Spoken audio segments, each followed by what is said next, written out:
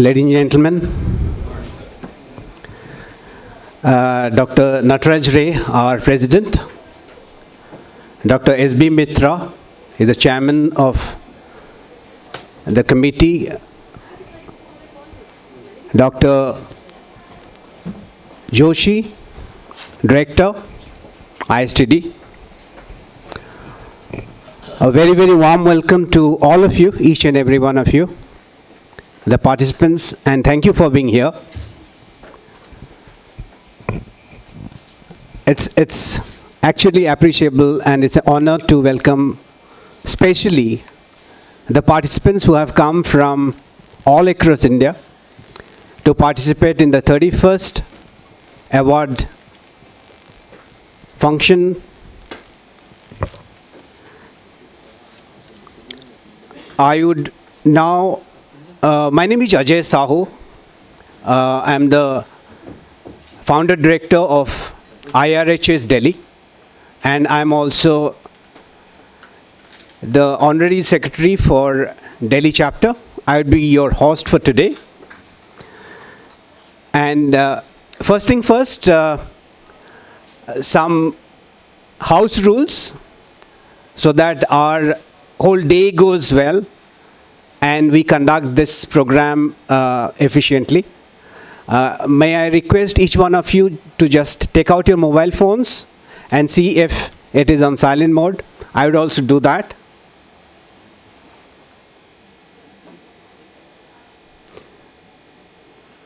And a request to each one of you, in case you get a call, unless it is from your HR telling you to that you have been promoted,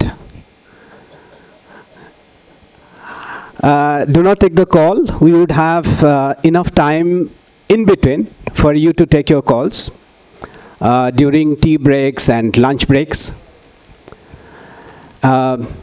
Also, we would request each one of you to keep silent when other participants are making their presentations, as a courtesy to all the participants present here. And now I would request our president, Dr. Nataraj Ray, to inaugurate this program as well as to say a few words. Dr. Ray, please.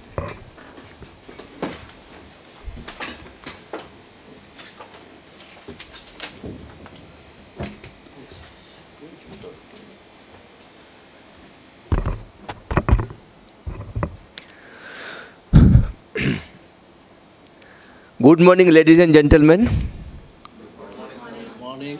Little bit louder. Good morning, ladies and gentlemen. Yes, now. Respected my colleague and the chairman of the committee, Shubir Bikash Mitra ji, my another colleague, Dr. A.C. Joshi ji, for director ISTD. The jury members are here today, 3 in presence, and one is in online. My dear past president who are in the online, National Council members, some of the National Council members are there from Jaipur and others, chapter chairman from various chapter secretaries, and also treasurer and my dear own dear HR fraternity from the various organization.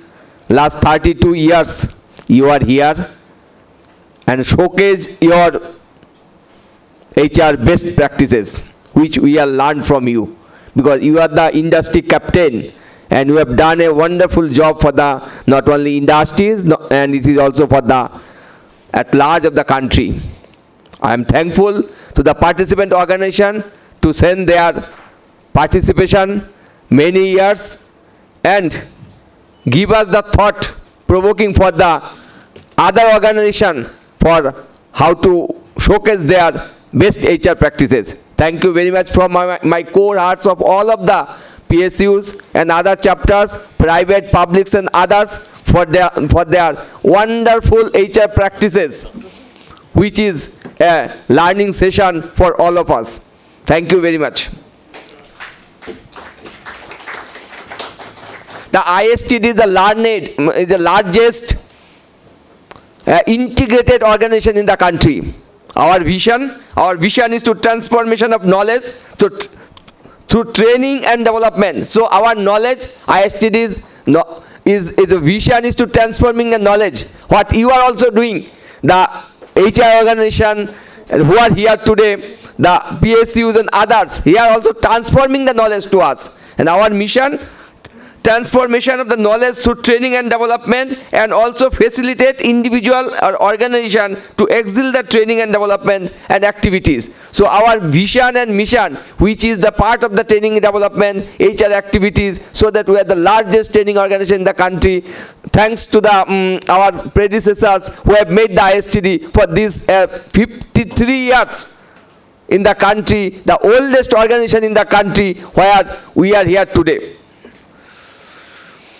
Today's world is very critical in terms of the economic growth, in terms of the other activities. So I am not going for that, because I am telling little bit about the ISTD, because head of the ISTD, I tell what is ISTD, how they works, and the details of the things. Today's program, the directors, my director, Dr. A.C. Joshi, and also the chairman of the committee, they will give the brief of this today's. So I am left them, both of them, for tell on this matter. So I am coming to the ISTD.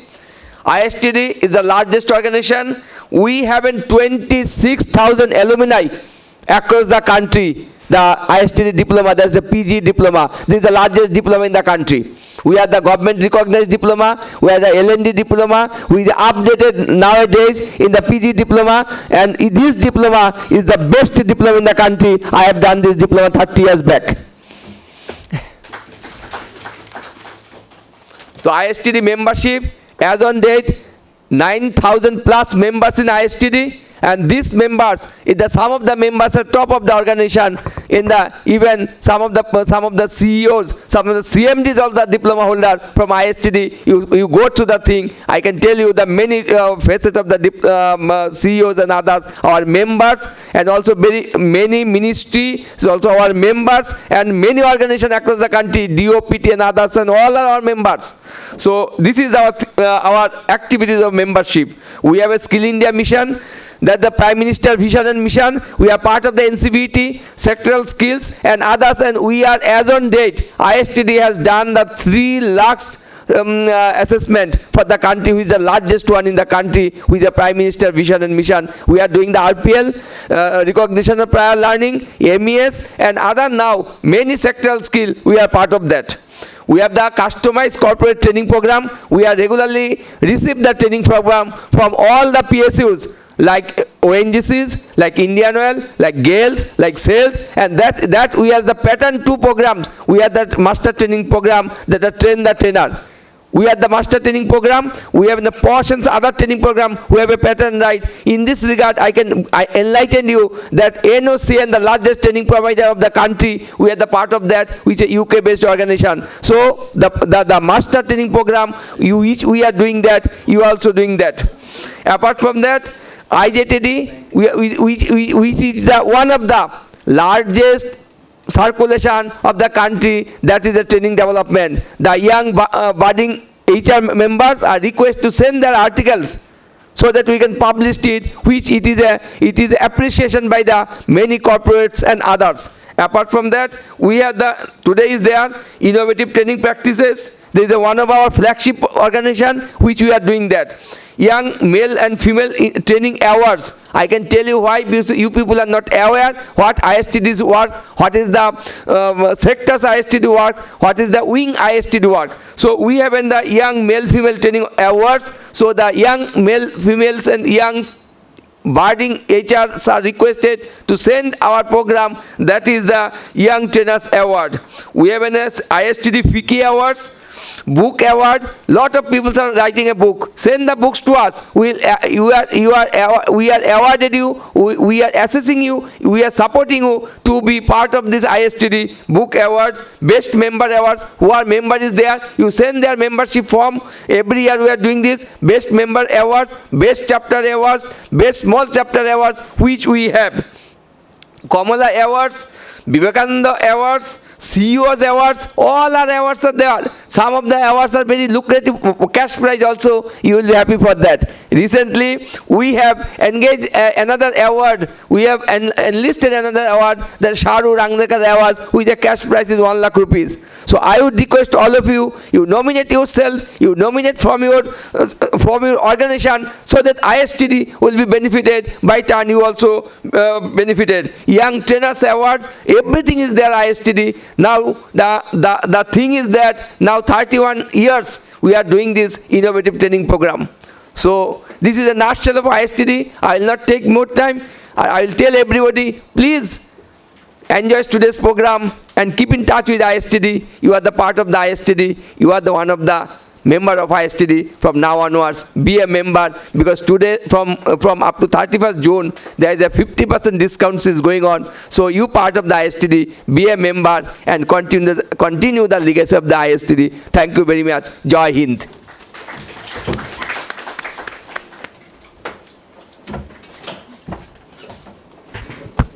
Thank you, Dr. Ray. As you all know, this particular award we started in 1990, so we are in the 31st year of the national award, and the very fact that every year we get scores of participants who participate in this award, it is a testimony to the credibility of this award over the years. Now may I request Dr. S.B. Mitra, who is the chairman of the award committee, to come and tell us more about the award and the process. Dr. Mitra.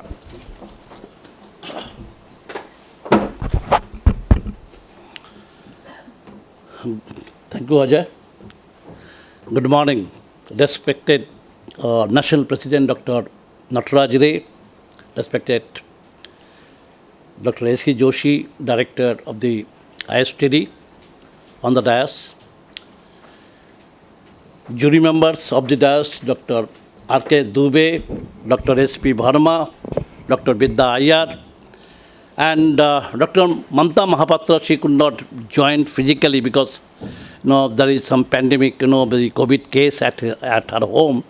So she is connected here through online. Respected Colonel Lamba, it's really a pleasure to see you over here, National Council member. My dear participants, ladies and gentlemen, at the very outset, let me express my sincere thanks to Dr. Nataraj Ray, the National President, for giving me this opportunity to chair this Committee on Innovative Training Practices Award. And I am standing over here on behalf of the committee. And I don't want to speak about the members of the committee. I mean, it's a very decorative committee comprising of all directorates of the PSUs, private sectors. But yes, this is second in series of the National Council term. We did it for 1920 and now we are doing for 2021. 1920, you got a very good response and you could do it extremely well. So it was considered prudent by the committee to go for publication of coffee table book to capture these special moments and also to capture the best practices showcased by the participating organizations. And I'm sure this coffee table book in its present form would be a good document for the PSUs and the large private sector organizations as a book for reference. I have nothing much to add about the functioning of the ISTD because Dr. Nataraj Ray had spoken a lot. Yes, it is probably the one institution in L&D space doing extremely well. In the recent past, we have also conducted the international conference, ISTD by name, and it was a huge success, in fact, participated by many delegates across the world. These awards started at a time, that is 1990-91, when the economic reform started in this country. And therefore, in a business environment which was cost-plus kind of structure, suddenly had undergone a change, and in that fierce competition, people started believing and started adopting the innovative practices, be it the training or HR-based practices. And today, it has become more relevant, and all of us know in the last few years, we have passed through. And that has probably triggered a good push to not only technology, but the way we work. In fact, it has impacted, if I am permitted to say, very positively in all three dimensions of the corporate structure, be it at work, be it at workplace, be it the different forms of employment in the workforce.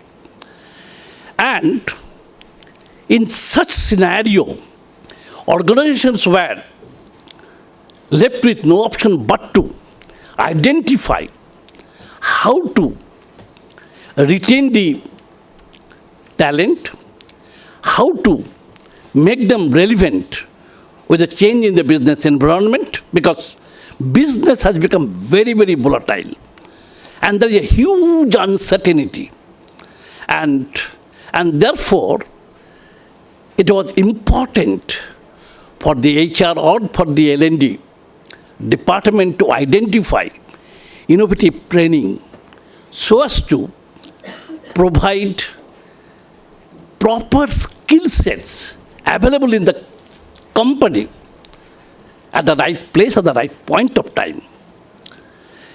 And I'm very happy that the organizations are coming forward. They are trying to showcase the best practices and how that has helped the organization to improve upon their bottom line and the top line.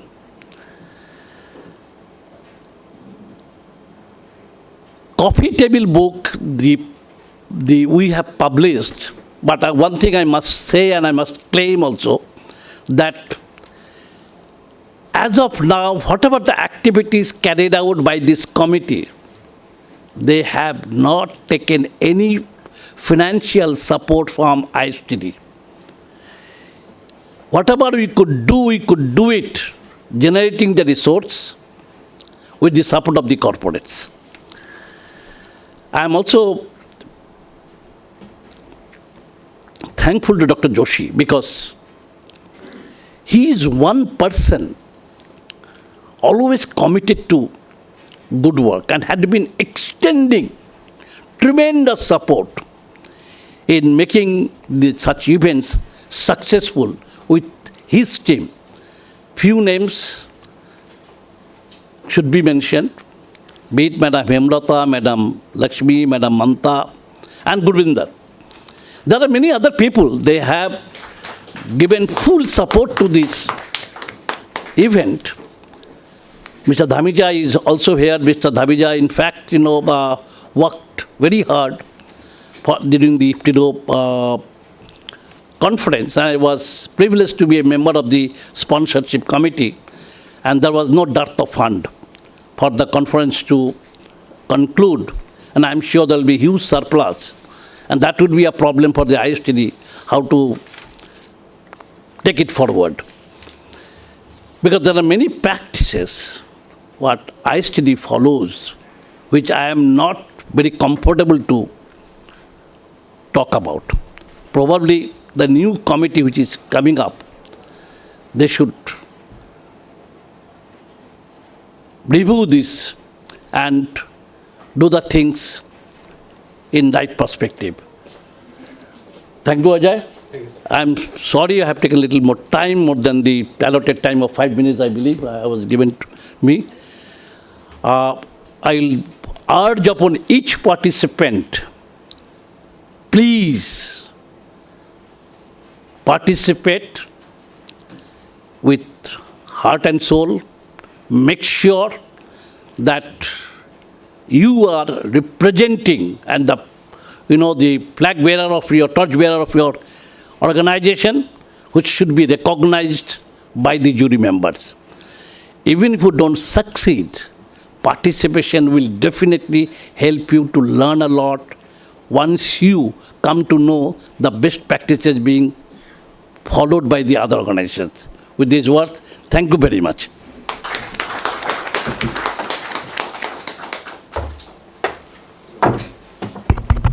Thank you, Dr. Mitra.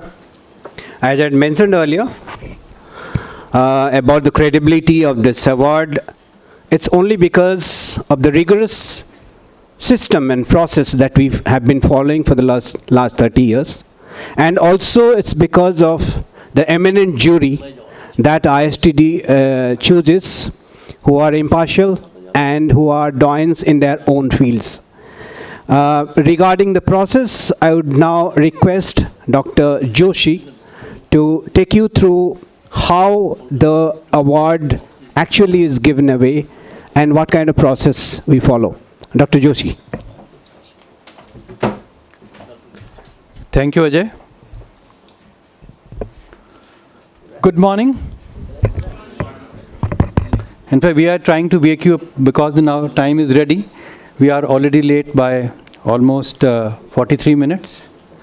And I don't have, I will only focus on the methodology and how we are going to participate in this program today. So I'll straightway come to the points. I hope you have got the guidelines. And you are also aware that there are two verticals. One is the services and the other is manufacturing, BFSI, and banking and financial institution, and ITES. I'll just read out the names so that you are aware that which category you are in. So first, services. So the participants are IOCL, NTPC.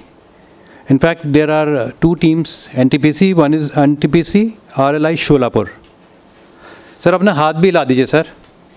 At least the people who are present in this auditorium, they know who all are the competitors, right? Power Grid Corporation Limited. Power Grid there? Or they are yet to join? OPTCL is Orissa Power Transmission Corporation. पहुँचे नहीं हैं अभी. Hema, just check up with them where the team is, or is any of the team joining online? Because we have made the provision for teams. Some of the teams are not able to be present physically here. So we have made arrangement for their participation online. EIL, Engineers India Limited. EIL team, they have requested me that they will be joining a bit late. So there are some arrangements also in this sequence that we have to make. TVS,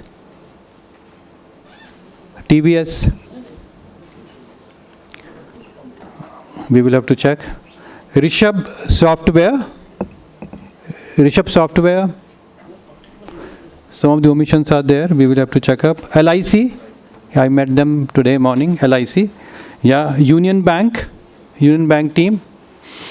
NTPC PMI, McKinsey, they have confirmed yesterday, they will be joining now. The another category is the manufacturing. Hero Motocorp, yeah. ONGC, Sirma SGS, Hindustan Aeronautics, NHPC. Yes, we are here. Okay. Good morning. Good morning. Vizag Steel. Okay. Western Coalfields Limited. Right. GAIL India. L&T. There are some absences we will have to check, and how many of them our backup team will inquire. And I'll tell you, I again welcome eminent jury members who will be evaluating you. Dr. R.K. Dubey, who is the former CMD, Canara Bank. Even though he retired, superannuated in the year 2014, but actively associated with lot of bodies. Please give him a big hand. Welcome you, sir.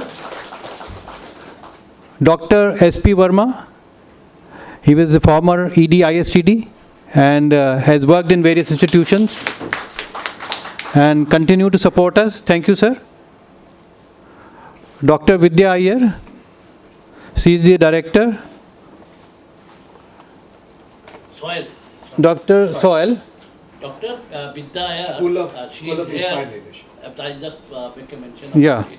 She has got a connection with the GAIL India Limited, and therefore she will recuse herself when the presentation of GAIL India will take place. Okay. Thank you. There is one jury member, Mamta Mahapatra. She was affected with COVID. She preferred to join online, and she is a professor in IMI. So I welcome all the jury members.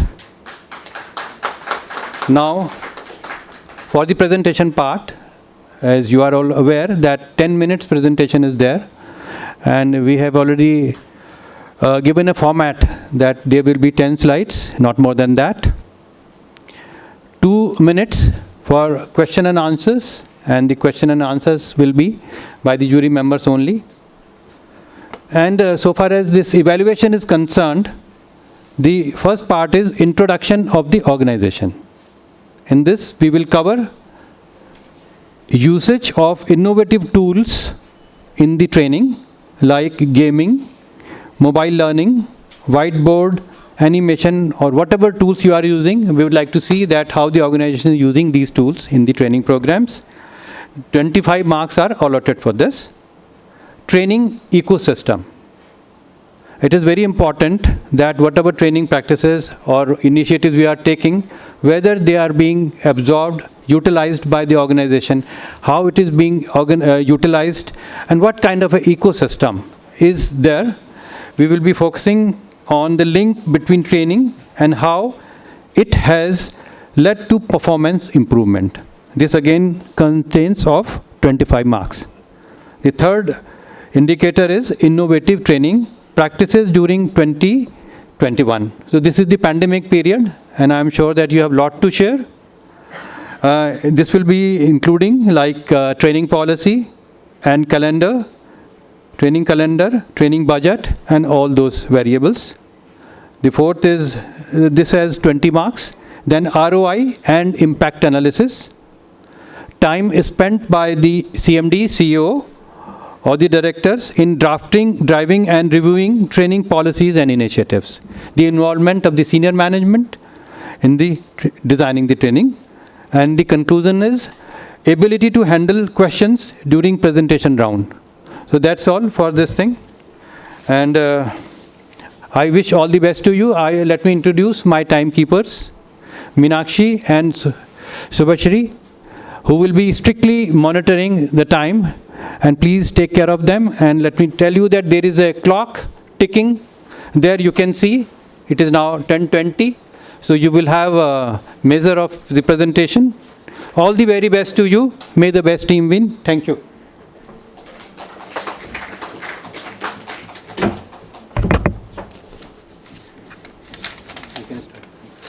Thank you, Dr. Joshi. Before we start the presentation, I would formally introduce our jury members. In fact, as I had mentioned earlier, the credibility of the award depends on the credibility of the jury members. So we have an eminent panel of jury members with us today. First of all, ladies first, Dr. Vidya Iyer. She is the director of School of Inspired Leadership. Her field of work, expertise is in employability, organization design, and women and entrepreneurship. She has been a consultant and in academia for over the last 12 years. Dr. Iyer, please. Please, let's hear it for Dr. Iyer.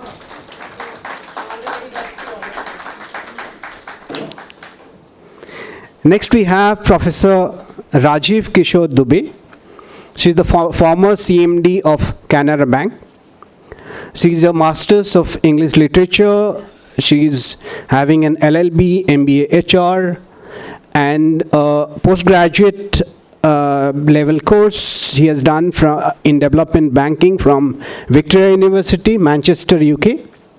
He started his career with Punjab National Bank as a management trainee way back in 1977. And he rose to be the general manager there. Then he moved on to become the executive director in Central Bank of India. And finally moving on to be the chairman and managing director of Canara Bank. Although he was in Canara Bank for less than 2 years, but his focus on retail banking, SME banking, and technological advancements put him right on top, so much so that he has been recognized by the Ivy Business School in the form of a case study. So Ivy Business School actually has created a case study in his name, and which is taught globally. And he also figures in a book which is written by late Padma awardee Professor Dr. Pritam Singh, The Leadership Journey from Darkness to Light, where Professor Dubey's leadership style has been captured and researched. And currently, Professor Dubey is associated as a mentor, advisor, director of several companies, and also is on the board of governors of various academic institutions. Let's hear it for Professor Dubey. Thank you. Then we have on our eminent panel Dr. S.P. Verma. He is a PhD, MBA, LLB with 39 years of very, very rich and varied experience. He is currently the principal consultant, trainer and expert HR with NPC, Government of India. And his PhD is on relevance of Chanakya to modern management. In fact, he has recently written a book on the same topic. And he has another book to his credit, 30 Secrets of Happiness. Dr. Verma. Let's hear it for Dr. Verma. Thank you. And our final jury member is Dr. Mamta Mahapatra. She is currently the Dean, Executive Education and International Relations, Professor of OBHR at IMI New Delhi. She has over 2.5 decades of experience in teaching, research, training, and consulting. She actually started from the corporate as a manager in Greggs of Enfield in London, and then moved on to the academia.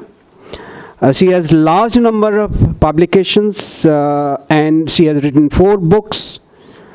She has presented papers, chaired sessions, and she has got Lokmat National Education Leadership Award as the best professor in human resources, best HR faculty award by NIPM, and ILDC AMP Women Excellence Award. Let's hear it for Dr. Mamta Mahapatra. And let's wish she gets well soon. Dr. Mahapatra. Thank you. Now, without standing between you and your presentations, I would straight away call upon the first participant team from HAL Management Academy. We have Dr. G. Srikanta Sharma and Dr. Bharti V. who would be representing HAL Management Academy. In fact, they were the winners. Okay, I don't want to, so they were the winners in 2019 and 20. And they were also the runner-up in 2003 and 4, HAL Management Academy. You have 10 minutes. Thank you very much and all the best. But I have some other meeting, so I am leaving, I am coming back again. So all the best for all the participants. Not required. I don't. Yeah, right.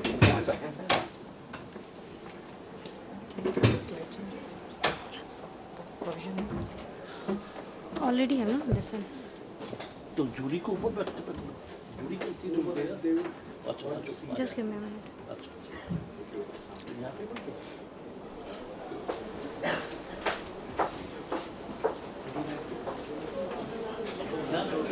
Ma'am एक बार check करें. क्योंकि यहाँ से भी वहाँ से भी दिया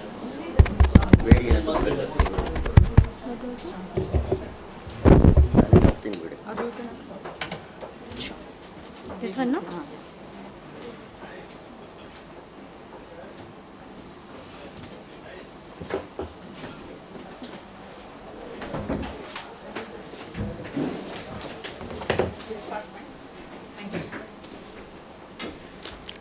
Respected members of the jury and my colleagues from the training fraternity, I am Dr. Shrikanta Sharma and I represent Hindustan Aeronautics Limited.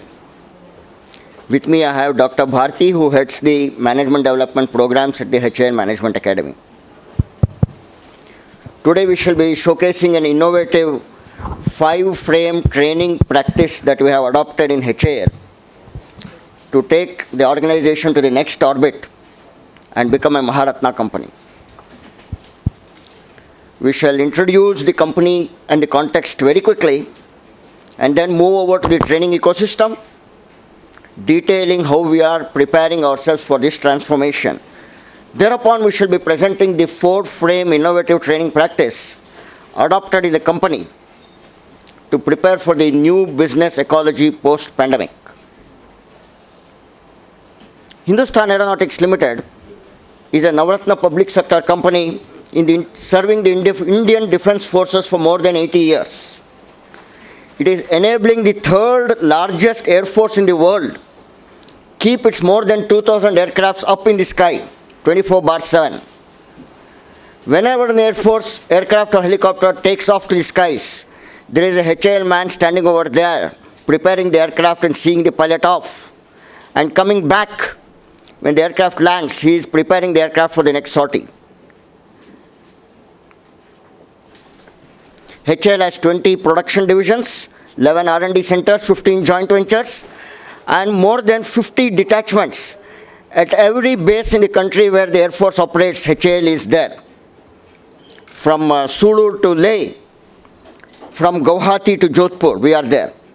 We have a manpower of around 26,000 employees, workmen and officers who have been trained on induction and mid-career in different training institutions of the organization.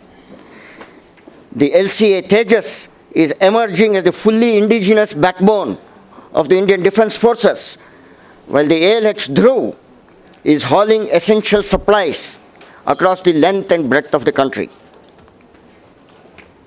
We have achieved a record turnover of 23,000 plus crores in 2021, the pandemic year, with an annual CAGR of 12%. Our quarterly revenues and market capitalization has increased even amidst the pandemic. With this resilience as a forte, we are now gearing ourselves to transform ourselves to be prepared for the post-pandemic world. And for this strategic transformation, we believe we need to re-engineer not just the process and systems, but the human resources as well. The HAL Management Academy, with its unique position as a citadel of organization learning, has brought in a unique 4-frame framework to bring in transformation and execution at all levels in the organization. As a prelude to this 4-frame model, I'll be presenting the training ecosystem of the organization. The HAL Management Academy has a budget, training budget outlay of around 1100 lakhs every year. We have more than 100 management development programs and we train around 5,000 officers every year using unique pedagogies like theater, psychodrama, case study workshops, action learning projects, etc. We have chairs in all leading IIMs, IIM A, B, C, I, L. We have chairs at all the IITs to carry out our research projects as well as the National Law School of India. As the industry in general and the aerospace industry in particular is coming beyond the pandemic with a massive thrust towards indigenization, we have prepared a 4-phase strategy to put this into practice. I now hand over to Dr. Bharti, who will be discussing further. Next slide. So we have a structured system of capturing short-term and I don't long-term have training time requirements. for And sharing. training strategy is headed by the Governing Council of HMA, which is presided by Director HR, Senior Management Group, and also we have external experts from academic and industry experts. Currently, I am COICO Director, and we have the CMTI Director as our external GC members. We follow like top-down and bottoms-up approach in our calendar interventions. So we prepare a lot of relevant programs, and those programs are linked to career growth, competency enhancement, and developing mindsets. During pandemic situation, HAL continued to be a kind of regular operations. We carried out regular operations. But HMA, we felt that there is a priority to bring virtual environment as well as the augment virtual environment and e-learning portals to strengthen organizational capabilities and bring more resilience and to connect with more people. This really helped us to this effort made us to introduce virtual platform, and we established studio for this purpose, and the studio we were able to record video sessions, and this ecosystem helped us to conduct more than 450 programs across the organization, training more than 8,000 officers and 21,000 training mandates. And our own e-learning, customized e-learning modules were ported in HMA Next portal. So we have our own HMA Next e-learning portal. So we have published all our programs over there. And we gave a very personal touch to these programs by conducting live clarification session. So this really enhanced the learning experience of the organization. Now moving forward, we realized, yes, it is very important in the changing business environment, we have to adopt a different framework. As sir said, we developed a 4-frame model to align processes, systems, and people.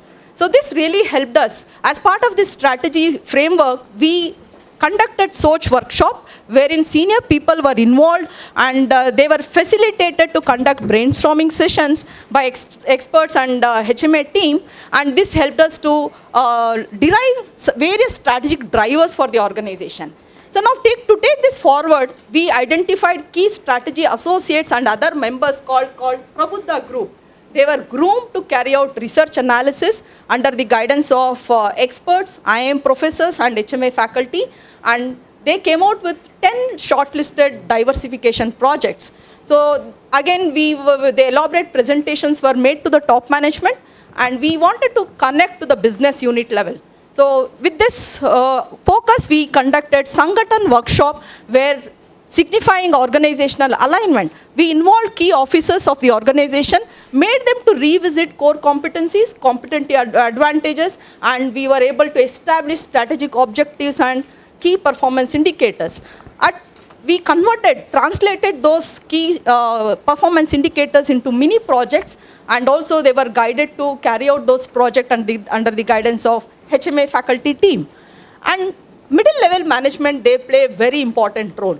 Yes, strategic objectives are derived, but who is going to execute those objectives? Converting into action plan is very, very important. So we conducted Saksham workshop, that is called capability enhancement workshop. Series of workshops were conducted, and we used lot of unique practices over there. We introduced gaming technique, business simulation, and also psychodrama. We also took them to outdoor environment, and we made them to participate and express their unexpressed feelings. The objective was to enhance team connect, synergy, and this really helped us to connect from the top level, the highest denominator got connected to the lowest denominator of the organization. So all of us agree that yes, Sangha Shaptak, like we conducted leadership initiative where 30 Sangha Shaptaks were trained during that period to take this organization forward. So they are the people, they influence and they hold all of them together, understanding the current reality as well as the future reality. So this has given a lot of benefits to the organization. Each of the initiatives of this integrated training approach had well-defined objectives, pedagogies, and return of investment, both tangible and intangible. The SOCH program provided us, this is the 8th minute? 10th. The various programs provided us the return on investments, some of which are tangible and some of which are not tangible. At the organizational level, the company has been able to achieve an increased revenue and profit year after year in spite of the pandemic. And our market capitalization today stands at around 59,000 crores. We are now poised to leverage the post-pandemic opportunities through a structured strategy of capacity development efforts of HAL Management Academy. Thank you very much. Thank you.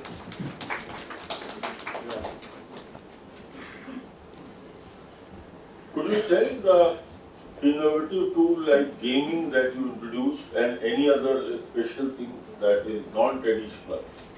So one of the tools that we introduced very effectively is psychodrama. We gave each of the participants, we took some roles from the scriptures and we asked them to enact a conflict situation, basically for conflict handling. For example, one of the critical things we used was Draupadi as a character, Sita as a character, in which the male person is made to play the character of Draupadi and she is in a conflict situation. How will you resolve the conflict in a win-win? How do you convert a win-lose to a win situation? So psychodrama we used in a big fashion. We have our own outdoor learning capabilities and facilities within our academy and we use it to great impact. One thing I will let you know, regarding SOCH 2020, it continued in 2021 also or only on 2020? Sir, SOCH 2020 focused on what were the strategic imperatives that we have evolved during the workshop. Now we are going to do SOCH 2, the revised strategy post-pandemic. And the Saksham will derive the outputs from that. The SOCH 2 is happening in August and the Saksham will start from October, November. Thank you. I have a question. You are audible? Yes, ma'am. Yeah. Yeah. So is this an overarching philosophy for the training in the organization itself, or is it a particular training initiative that was, framed for a certain specific set of objectives? We realized that we need to have a strategic shift in the organization sometime during 2019-20. And so, when the corporate organization told that we need to do a strategic review and gear the organization towards that, the HAL Management Academy is the link between the HR and the operations. And so we were given the responsibility of not just coordinating the re-strategizing activity, but also ensuring that the human resources down in the organization are empowered and have the capacity enhancement to do that. So Teams, can you speak into the mic, please? Yeah. So it was an initiative which started in 2019-20 with a 2 years framework. Once we look into the outcomes of this, it is possible that every 3 years or every 4 years we have this initiative again and again whenever we are re-strategizing. So I think that's a little unclear as to the re-strategizing is happening at the top, or is it the re-strategizing of the thinking process at the bottom? So, Madam, re-strategizing happens at the corporate level, and as a HAL Management Academy, we facilitate both the re-strategizing process through the brainstorming workshop, as well as diffusing it down the line, developing the key performance indices at the department level, and training the workforce for that. Madam, here it doesn't come out actually, what you said. It doesn't come out because, there is a topic now in ROI, time spent by CMD, MD, CEO in drafting, driving, reviewing, training policies and initiatives. We can't decipher out of the presentation and delivery. Right, what sir. is it about? The AMA was not very clear to me. That's The SOCH workshop was carried out over 3 days with the CMD, the 4 directors, and the key strategy associates at HAL Management Academy, coordinated and driven by HMA faculty. Sir, add on to sir's You point. wanted to say something, Yeah, yes, like now the TNA partner, we board members are involved as part of GC and inputs Governing flow council. from SBUs, individuals and organizational strategic documents. Those things are deliberated at governing council and they give us the directions. Strategic directions are given for us so that that gets translated into L&D interventions. So that is the reason I told it is like top-down approach and bottoms-up I approach. got that. I think I have one suggestion, I'm sure you would like to contemplate.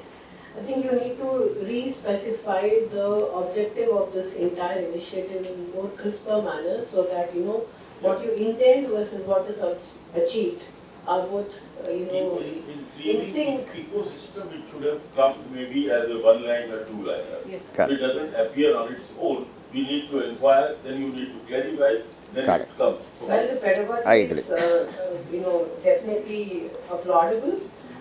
Just that, connect the top and the bottom, I think it will be much more clearer for us to understand. Thank you. Thank you Sure. for spending time on this. Thank you.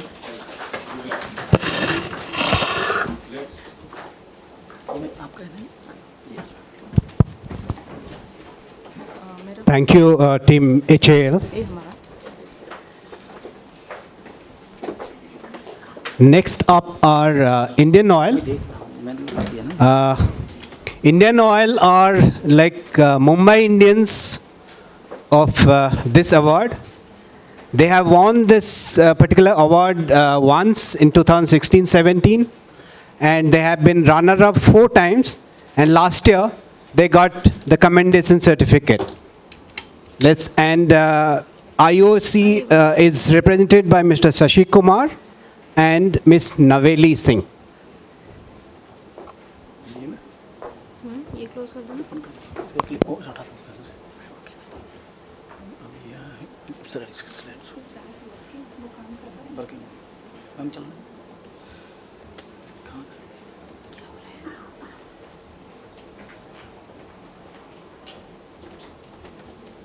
Zoom खोल नहीं रहा ना नहीं zoom नहीं खुल रहा है इसमें मैं आपको प्रेजेंटेशन दे रही हूँ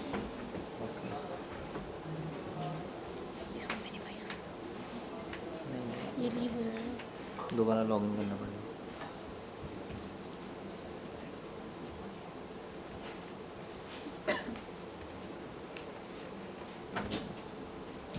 क्या है 85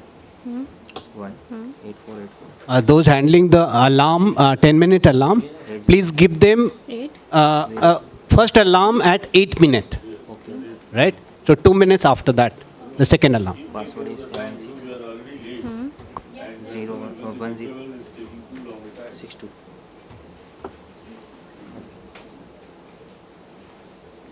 पासवर्ड इनकरेक्ट 761062 नहीं सॉरी ये अवार्ड्स अरे भैया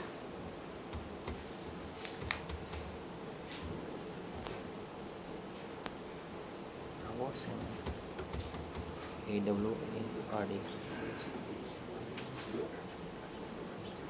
कुछ भी डाल दो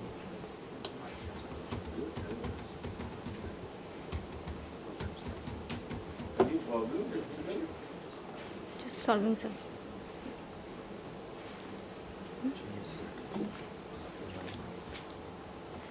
screen We share can we skip to the next team?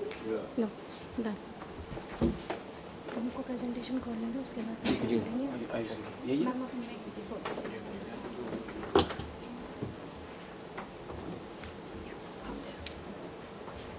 share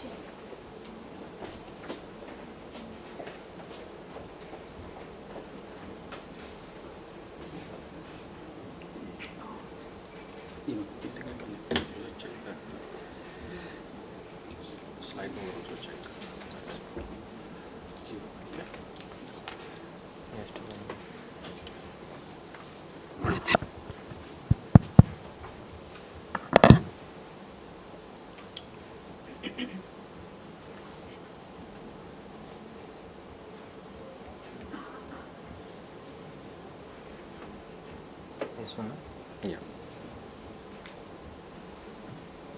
okay You can customize in your own laptop if you have, so that it can start immediately.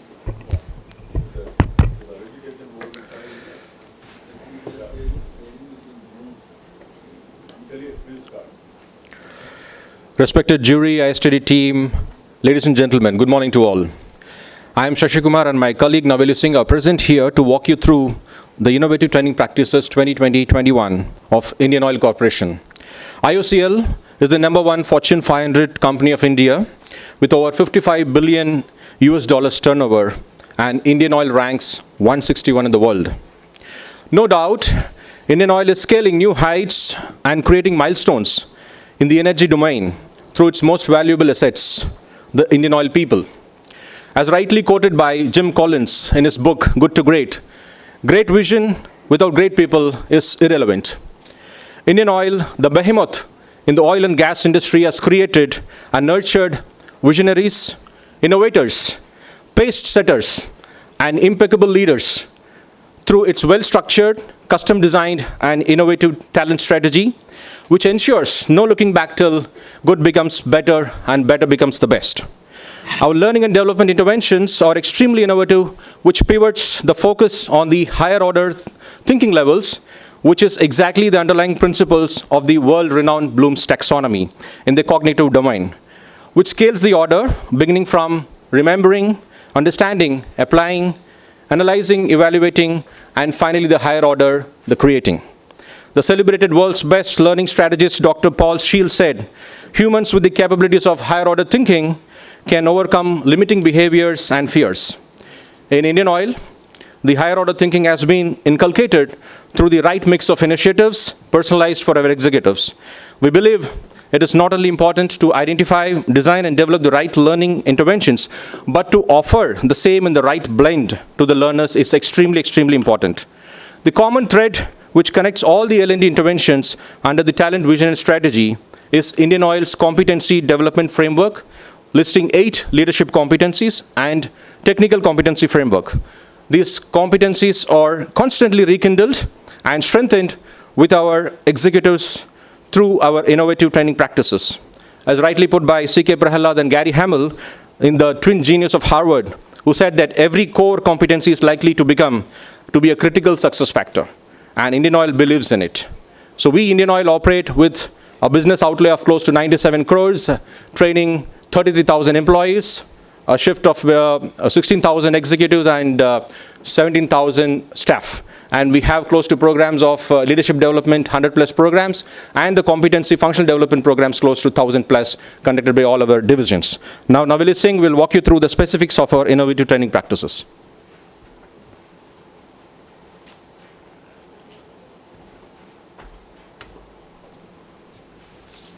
Year 2020 was a landmark year for Indian Oil because that is the year that we formulated our Indian Oil talent vision and strategy. We embarked on our journey to align our people and talent capability with our promise to deliver energy to the nation. And on this journey, we were supported by our Dare to framework, which stands for dexterity, adaptability, resilience, and continuous engagement along with empathy.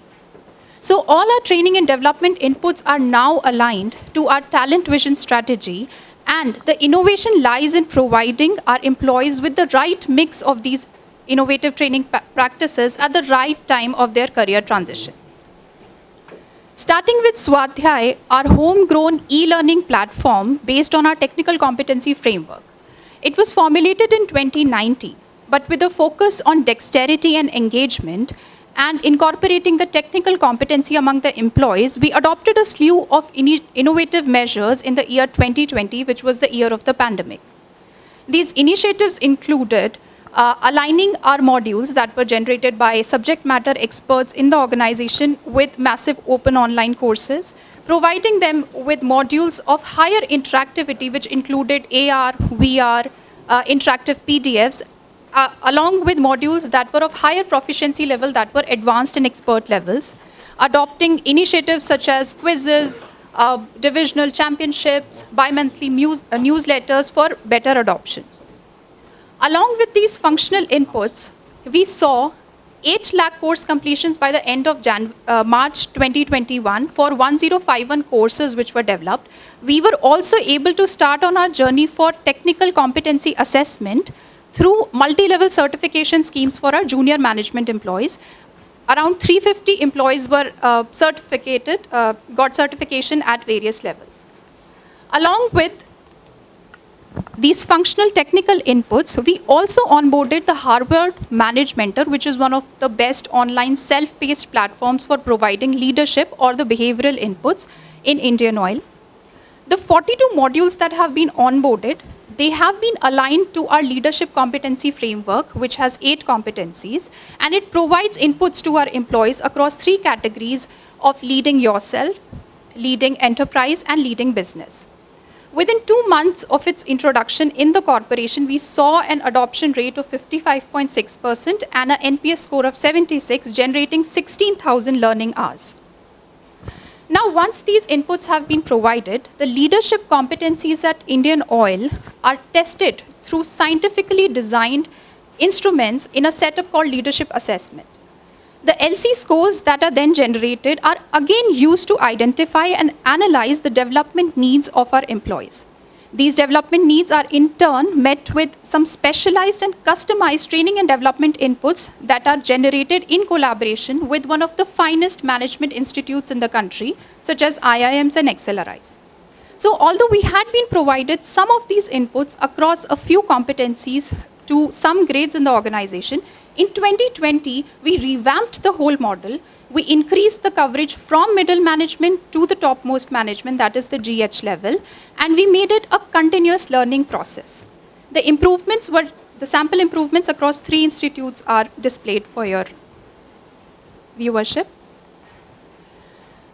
Now, in an organization like Indian Oil, we realized that the way of doing things is as important as getting things done. So for employees who on an average are spending 25 to 30 years in the organization, capturing their tacit knowledge was very critical. That is how we started on our mentoring journey, and our initial approach towards it was starting mentoring program for the newly joined officers under the program called Guru Mitra.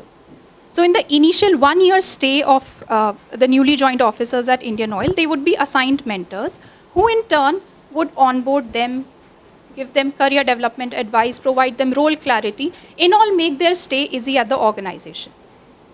Like with every program, we did the impact analysis and we observed that we were progressing forward in our organizational objectives, such as improved alignment scores of the newly joined officers, improved total engagement scores of the officers, and a better onboarding experience.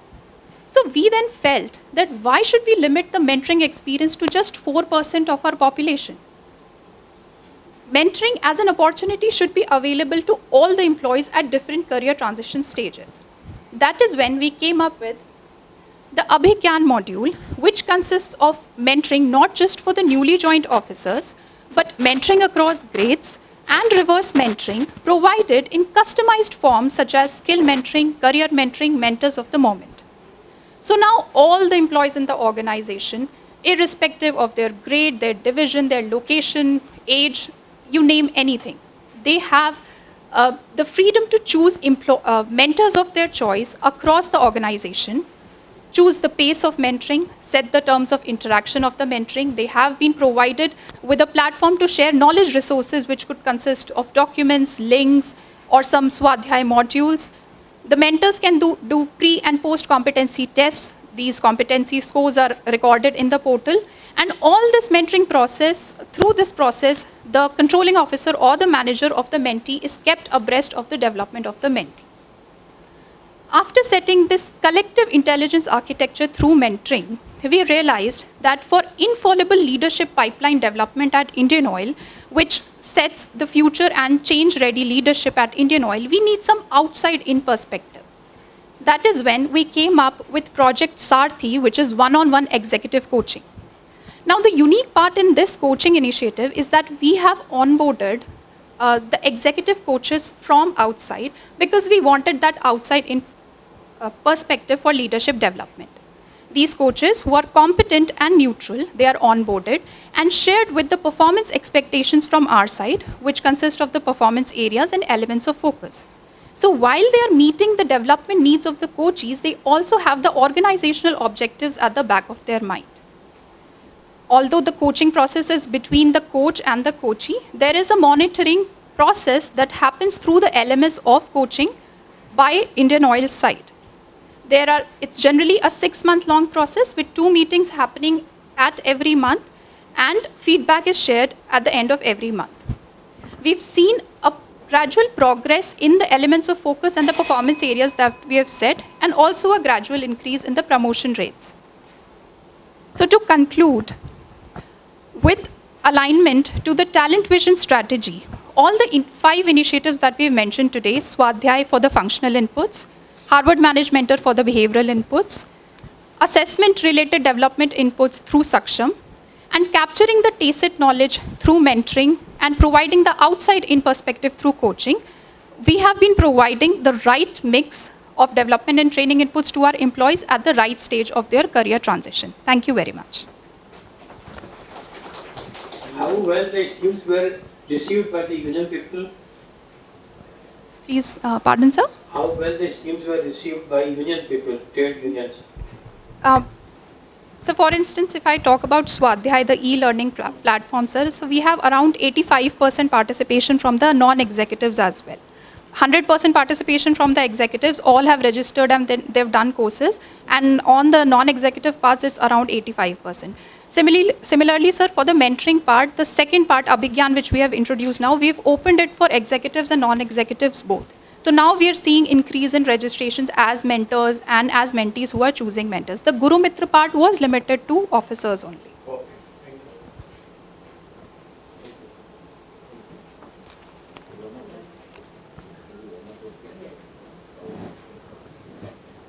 Thank you. Thank you so much.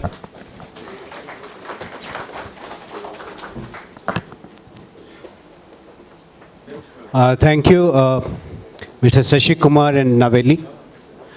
Next up are another company from the oil and gas sector, GAIL. GAIL, are you there? Okay. So GAIL are not strangers to this award. They have been runner-up in 2012-13 and they were second runner-up in 2009 and 10. So up next is GAIL.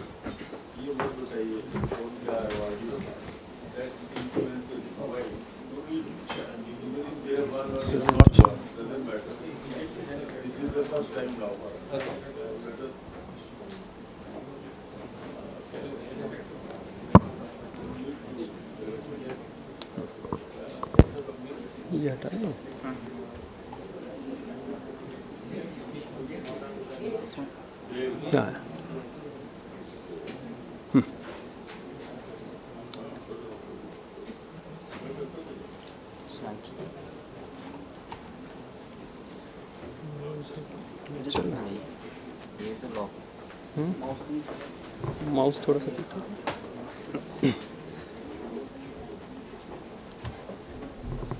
करना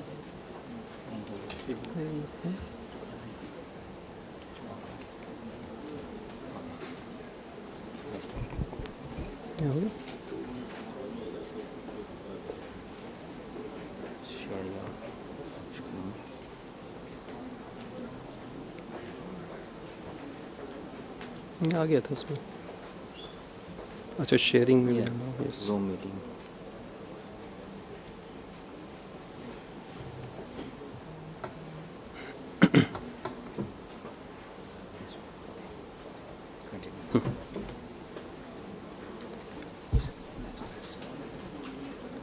ऐसे ठीक है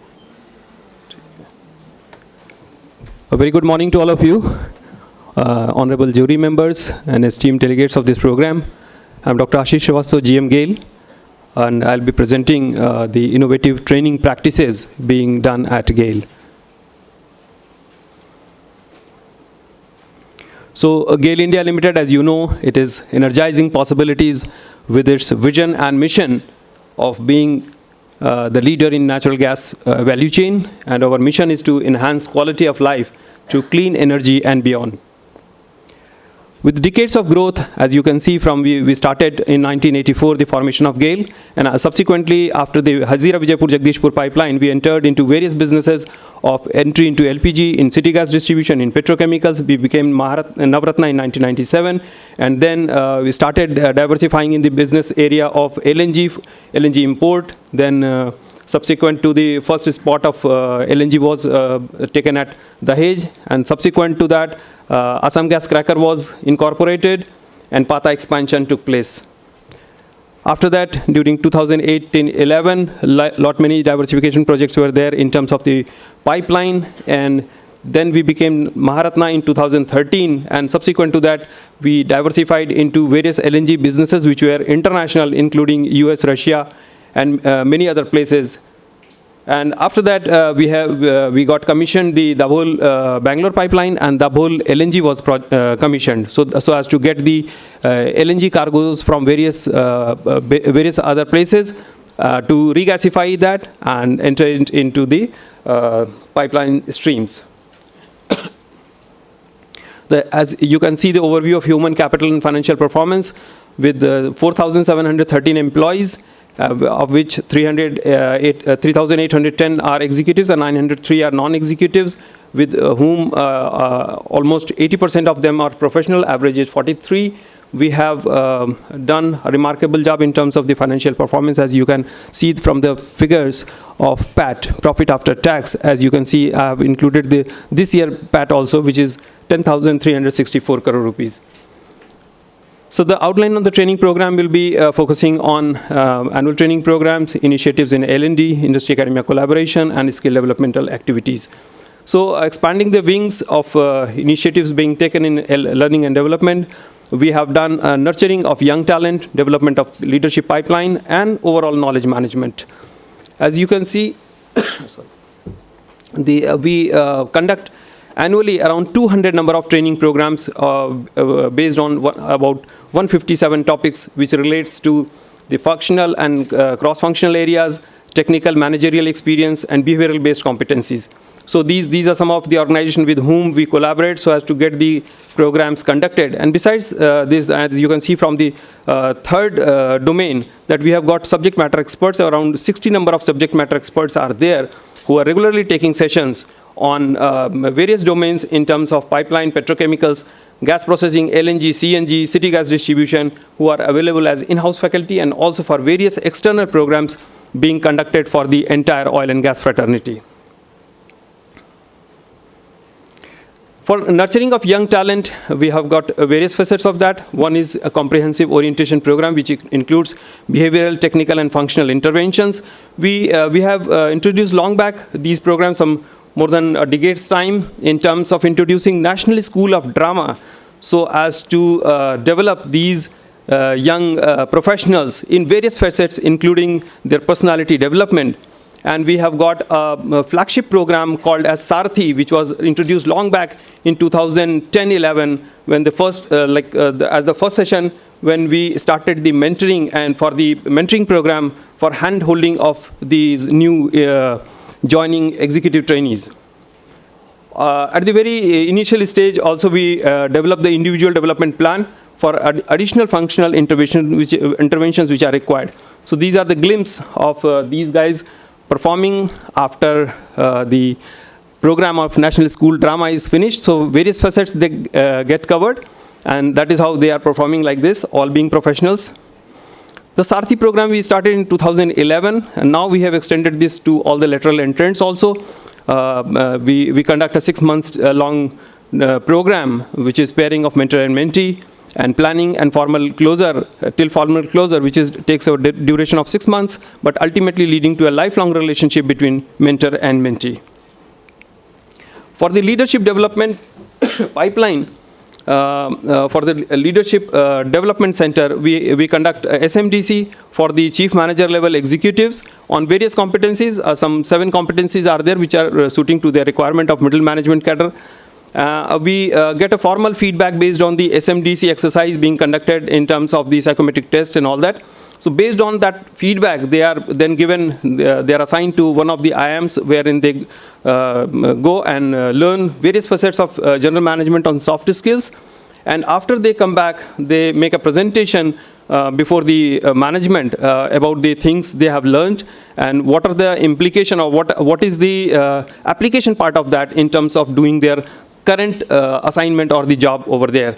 This is also supplemented with Harvard Management Mentor e-learning program and also supported with few of the books which relate to that particular domain. Besides the customized leadership workshop, we conduct masterclass for directors for the board's legal environment, maximizing effectiveness and accountability.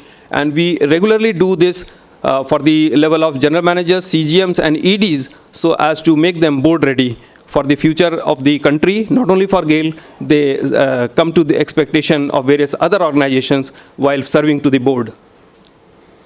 For capturing tacit knowledge, what the senior executives, those who superannuate every year, it's a customary that we capture their tacit knowledge. As you know, that tacit knowledge comes from the practical experience and is learned without the help of others. So whatever is known to that person only. So that is how we pair each senior executive with a junior executive, and he narrates a kind of a story, and based on that story, recently we have done during 2021, we have published a book called Brihaspati, and previously we published a book which was titled as Anubhav. So regularly we are doing this also so as to capture the knowledge of various facets, including the tacit knowledge.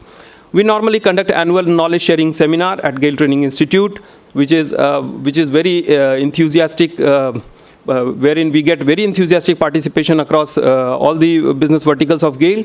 And primarily we conduct this in 5 categories, which is the business verticals of GAIL, which is pipeline and CGD, the primary business. After that, the gas processing like LPG plants, then petrochemicals, then corporate functions, and recently we have started with renewables so as to get diversified in various upcoming business areas which are replacing the fossil fuel business. So every year we get more than 100 number of papers over there, and we shortlist from there, and around 20 number of papers which are shortlisted are being presented every year, so as to disseminate the knowledge what they have got to the public at large, to the GAIL executives and to the across oil and gas fraternity. So these are some of the areas.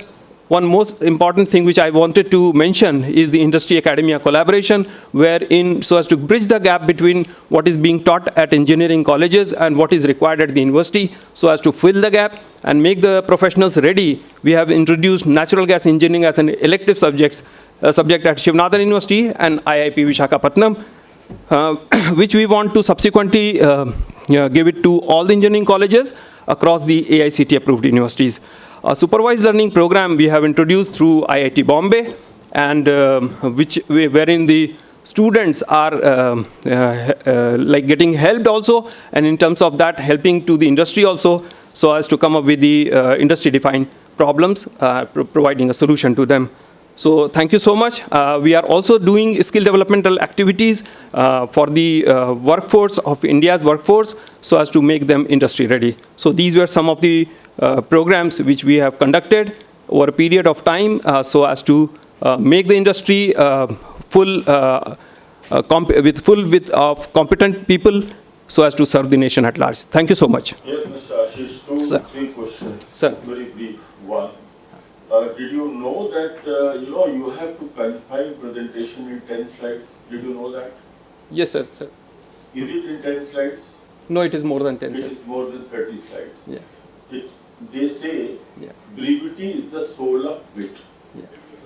So much verbose you have told that you have perhaps forgotten the purpose of this, this program.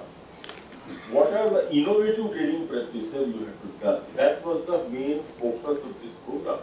And second is, innovative training practices done or adopted during 2021. This is the focus. Yeah. This is the guideline given to you perhaps and given to us. Now, we will have to perhaps go deep to find where they are written. So please, to you and others, be focused on what is the objective of the program. If you deviate, you may not get credit for that deviation. I hope you appreciate it. Thank you, sir. Thank you. Thank you. There is an advice to all others also Thank you, sir. to review their presentation. If it exceeds 10 slides, we may not notice it. Thank you, sir. You have to confine all your thoughts in 10 slides. It is very clearly written. Number 1 slide has to be on introduction of the organization. Number 2 and 3, training ecosystem. 4 and 7, innovative training practices during 2021, including need analysis. 8 and 9, ROI and impact analysis. And 10 is conclusion. Anything beyond this is out of course, which you may know, we don't understand. I hope my fellow jury members appreciate this point. Thank you very much. Good luck to you all. Next. Thank you, Dr. Ashish Srivastav. Up next are LIC India, represented by Srimati Pramila Shekhar and Mr. D. Sanyal.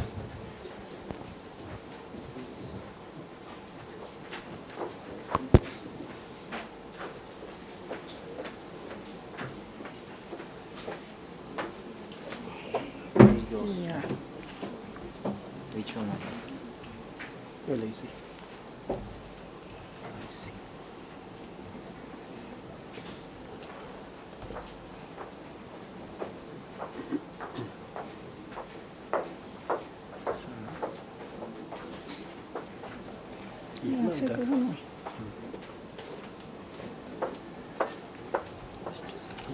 Full screen.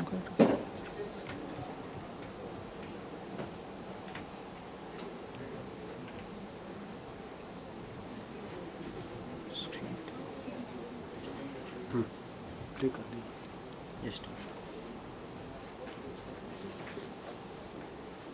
okay. वो है ना इससे हो जाएगा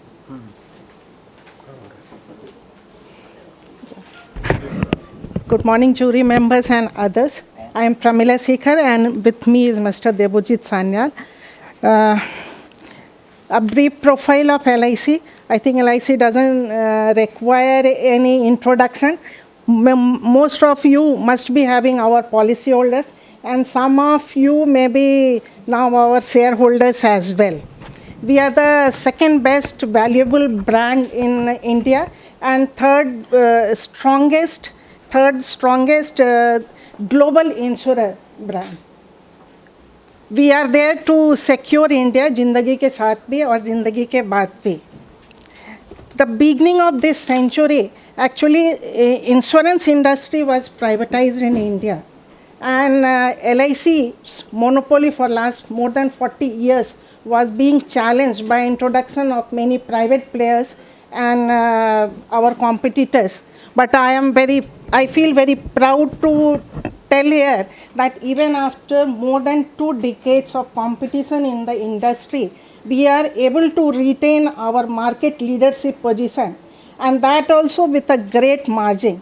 Currently, our market share in terms of number of policies is more than 74%, and our annual composite first premium income, we are more than 63% market share we are having, and our second best insurer is able to reach 2-digit figures.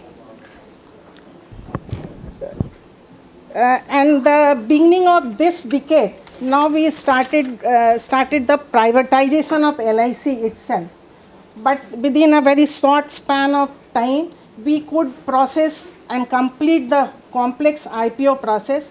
But the challenging time is now lying ahead. We need to transform again in terms of our business strategies, in terms of our operations, our mindsets, to take care of these expectations from the additional set of shareholders and also additional regulator.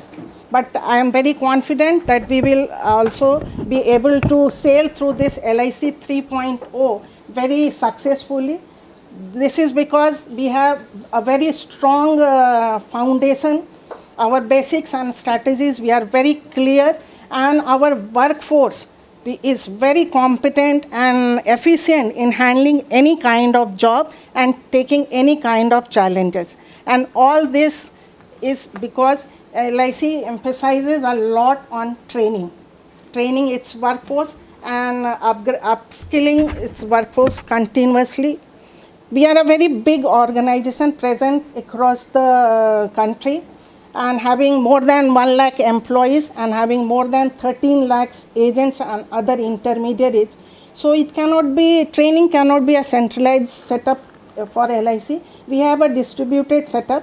We have Managing Development Center at Mumbai. This is the Apex Training Center. This is the Apex Training Institute responsible for building and developing the LIC's middle and top management. And this setup, this MDC was actually built in 1969 in a very, it has a very big campus, 9 acres campus. It was, the whole architecture was built by Charles Korea. We have, we are ISO 2015 certified. We have a team of dedicated faculty members who are professionally trained and experienced. And we take help of our subject matter experts from central office departments also. And also we engage some outside training faculties to have outside insight. Then here I will be, we have a HRD department which take care of all the training policies and training of all the employees. But I will confine myself to this MDC, training at MDC. Coming to the innovation part, MDC took.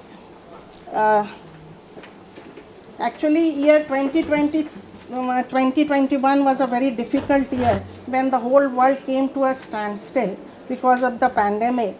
And LIC, means insurance was actually declared as an essential service by MHA.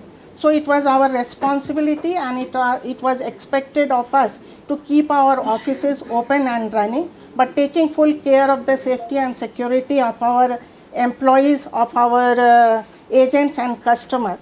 But the challenge was we were not able to, how to reach to the employees because everyone was so scared and everyone was under house arrest.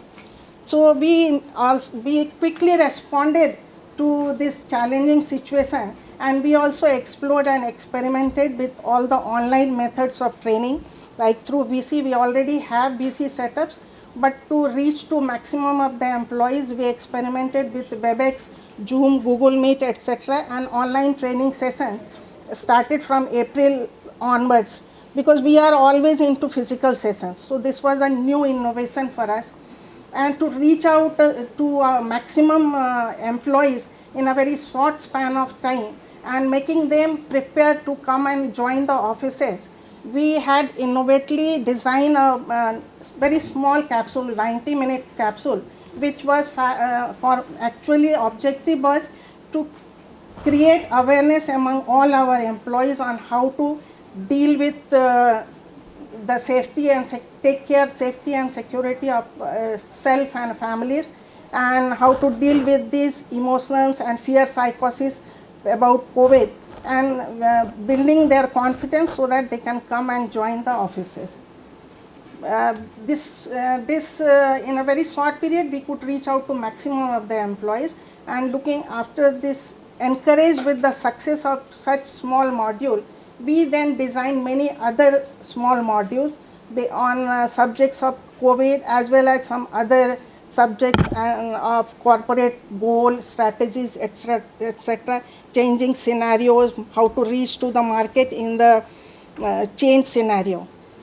Then from August onwards, we started our regular session also of 3 to 5 days training sessions, but that also through online method, and we incorporated all these new techniques of breakup room, online ice breaking, online feedback, etc., to make these online sessions also as effective as the physical sessions, because we were always used to of these physical sessions. And then there was a need that self-learning, actually the physical things where we were facing problem with physical things. So immediately we tried to take help of technology and design an online online application. We call it as Subodhini portal. Through this model, instead of physical mode, we are now managing the training, fully training management is done through this session creation, allotment of rooms, intimation to our participants, everything is done through this module only. Then we came up with LIC Gyanpeeth, a self-learning portal, which where information about the full functioning of LIC is there, and for user experience, for employees, better experience. Actually, all the information is composed in 12 modules and 121 sub-modules. At the employees at their leisure time from home as well as from office can go through all these modules and upgrade their knowledge base. And to review and evaluate the knowledge base, there is we have kept a test paper also at the end of some modules, where the employees can answer through MCQs and evaluate their knowledge base. And to encourage more and more employees to go through this knowledge base portal, we have introduced one certification system of certification also, issue certificates, and these certificates may be taken into consideration during the yearly appraisal of the employees as well. Even Subodhini module, the new portal also, we made it as self-learning portal for some certain soft skills. We have put many rich contents in forms of presentation, videos, tutorials, etc., and research papers. Next. Some innovative supporting activities. We have a very experienced and expert resource in MDC. So we decided to promote the culture of research and original thinking through MDC, and we taken these projects to popularize IT initiatives by way of training and collecting all the feedbacks and user experience, submitting some research papers. LIC is now going for a digital transformation as well. So some MDC has taken this project of re-engineering some of its processes.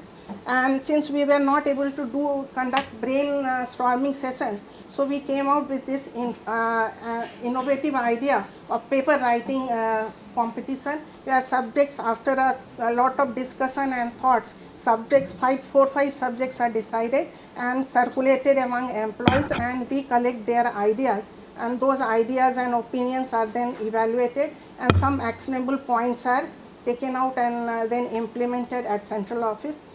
It is said that if we want to innovate new ideas, we have to see the history. Time is over. Okay. No, a suggestion is that if you have made too many slides, please focus on the relevant and skip others. Just run through.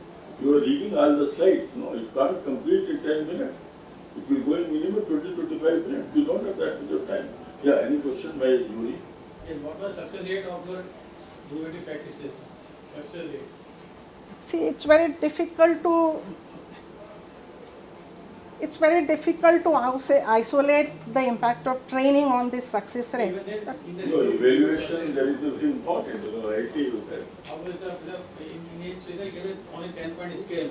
So let me just make it easy. How would you rate which of your initiatives you would want to continue and which you would want to drop because they were successful or not? Actually, that is not our role. MDC's role is only to popularize the initiatives, because pan-India people come to our training center. So by training them in these initiatives, creating awareness, and even we call some of the users, have their user experience, and some of us are IT. But you would have a process of collecting feedback, right? Yes, ma'am. So which ones have been rated high and where would you think you succeeded? Like we have one online Ananda module for customer onboarding.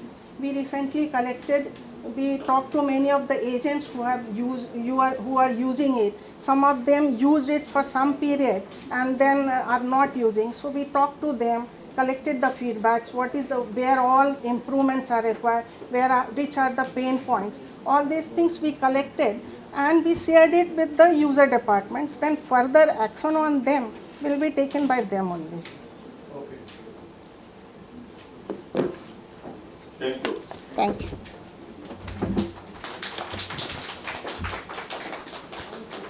Thank you, Pramila ji, and thank you, Mr. Sanyal.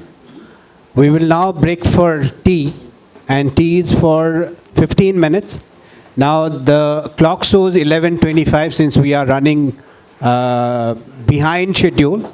I would request each and everyone to be back exactly at 11:40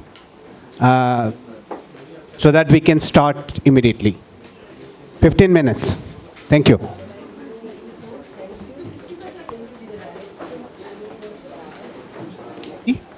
Represented by Mr. Ashok Kumar, Executive Director, Dr. Prashant Atre. That's it. Yeah. Okay. Thank you. Good morning, jury members and delegates from different organizations. I, Dr. Prashant Atre, Group General Manager, NHPC, along with my Executive Director, Mr. Ashok Kumar, take this opportunity to make this presentation to all of you. To begin with, I just give a brief introduction about my organization. NHPC is the largest hydropower central government utility in India.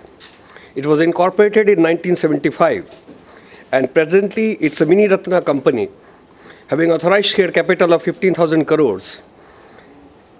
NHPC, as on date, is operating 24 power stations across different parts of the country, remotest parts, having 7,071 megawatt capacity. Presently, NHPC is working on 10 construction projects having 65 and 39 megawatt capacity. NHPC is poised for a big business expansion in coming years. By the year 2024, NHPC will be becoming a 13,000 megawatt company, and we have got target to become 51,000 megawatt company by 2047. NHPC is working neck to neck with the army in remotest area of the country. We are working in Uri sector, we are working in Kargil, in Leh, we are working in Tawang, Diwang. So wherever you can think of, all the remotest parts we are doing it. And the greatest thing is that the hydropower that we are generating is providing stability to the grid. Because as more and more solar is being added, the grid is becoming unstable. Now, coming further to our training systems,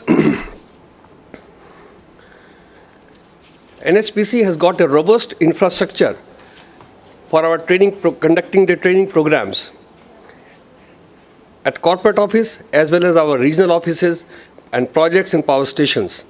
These facilities are well equipped with computer labs, audiovisual aids, whiteboards, overhead projectors. Plus, we are having library facility. We have got a very big library even at corporate office. Such libraries also exist at our projects and power stations. There is an e-library facility as well. We have got accommodations at the sites. So mostly the training programs we are conducting them at our old locations, involving internal and external faculties and agencies as well. When we come to the methodologies, we see that a wide range of methodology we are adopting. It can be a technology-based learning, skill-based learning, group discussions, on-the-job training, laboratory learning, focus group, coaching mentoring, which is very important, and this has played a big role in our recent times. Then through external speakers and so many others. Now, I would just like to mention few slides regarding our training need analysis, what we are doing it, and what innovation we have done in the organization. The strategies to align the training and development of employees with that of corporate goals and MOU signed with the administrative ministry is a dynamic process. And we are formalized after having repeated rounds of discussions with our HODs, HOPs, and discussions with our board of directors. I would like to mention here that our CMD is basically taking reviews of our training programs almost weekly basis. So we have got a big hand which is basically supporting us, our training goals. Then there is a vertical integration in training identification feedback mechanism in place to have training need assessment aligned to the organization requirements. We are preparing leaders in the pipeline where high potential executives in the middle management are identified through an integrated process. And these executives are further exposed to a variety of leadership, competency, and skill building modules.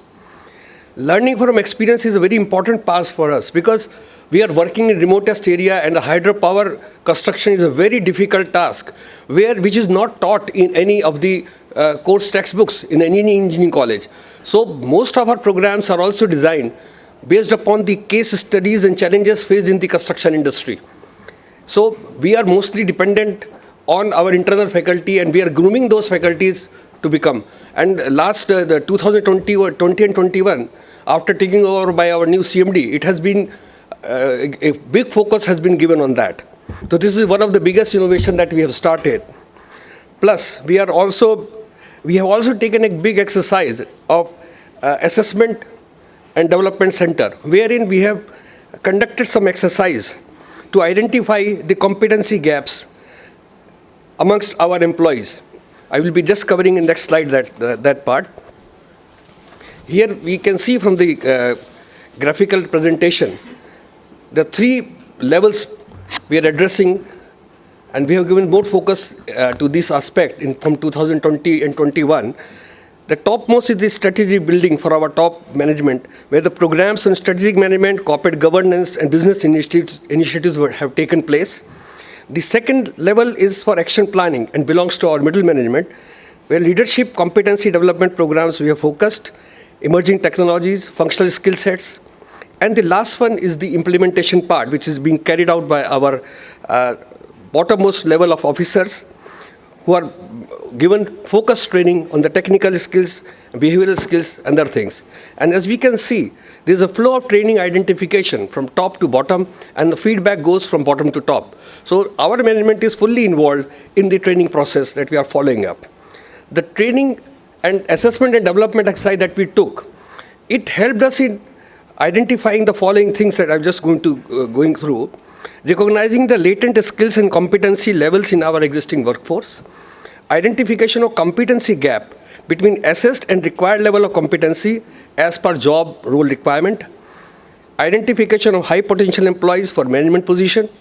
Identification of training needs to fill competency gaps in respect of individual officers. Creation of training events that support continuous experiential learning. Training investment in employees for their optimum utilization for the long term.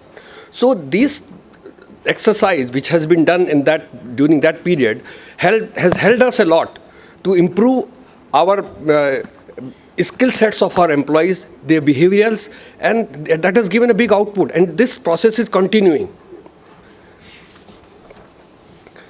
And here we would like to mention the special things, the main things that we have done during the COVID times, and it was a requirement also at that. First of all, we switched over in a faster way to the virtual mode of learning.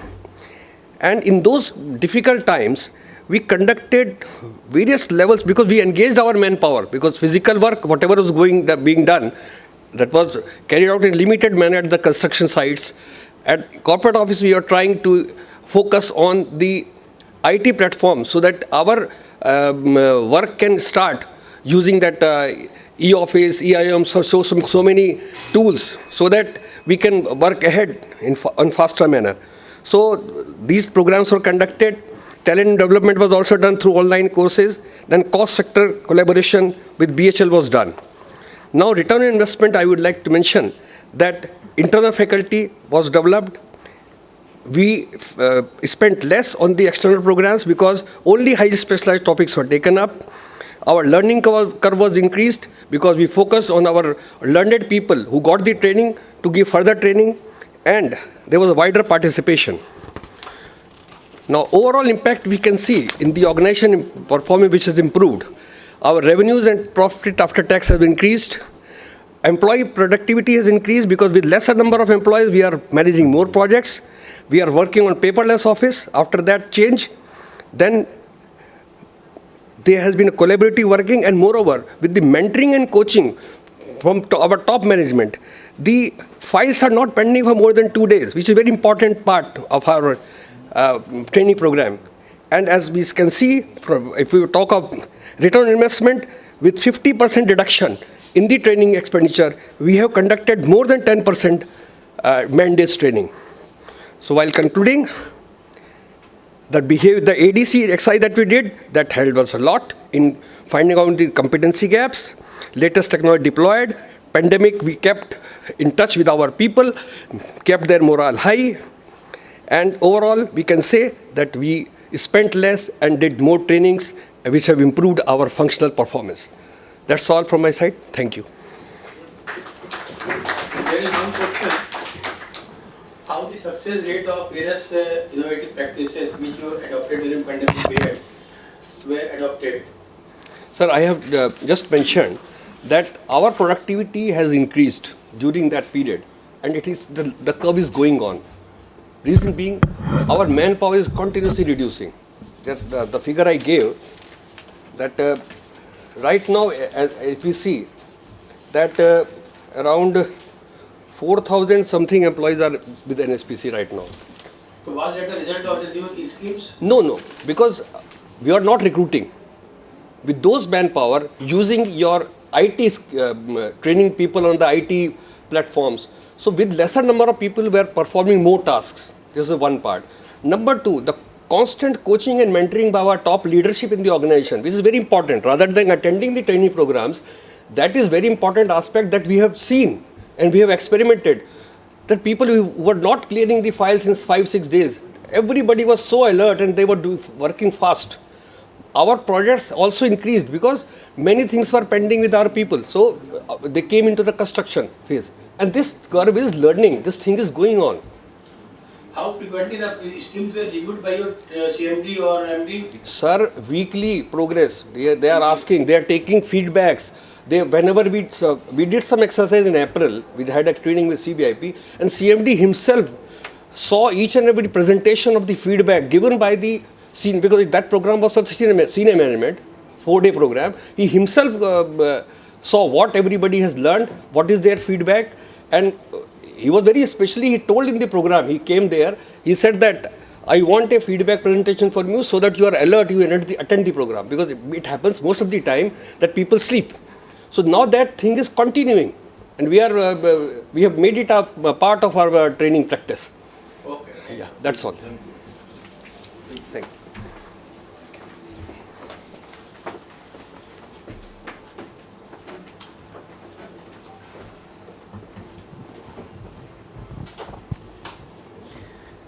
Thank you, Mr. Ashok and Dr. Prashant. Our next presenters are NTPC Power Management Institute, represented by Mr. Chandramouli and Ms. Kena Shri. This will be followed by ONGC, I believe, Odisha there? ONGC, okay. All right. This is NTPC PMI. NTPC PMI.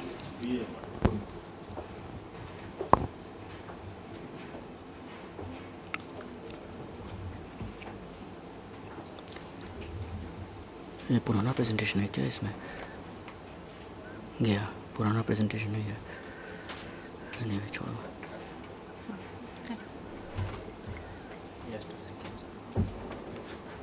Share of presentation. एक minute.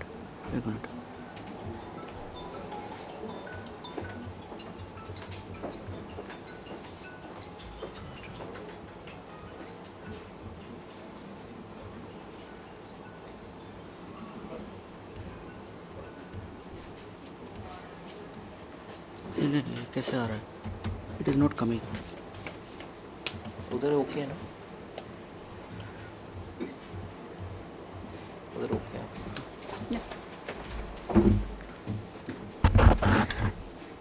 Do we have the permission to begin, sir? Yes. Good morning, honorable members of the jury and friends from the L&D fraternity. This is Team NTPC.